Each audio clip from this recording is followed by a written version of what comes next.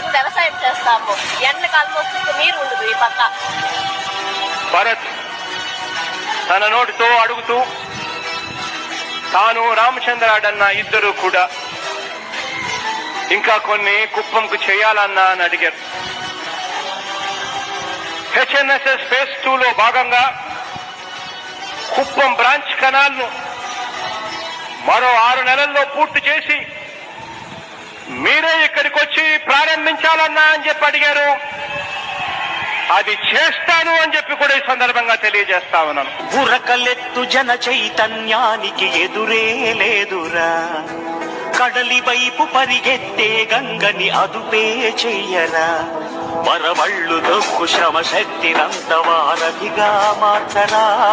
మన కలల పంటకి ఆనకట్ట కలకాలం సాక్షిరా. మరుభూమిలోన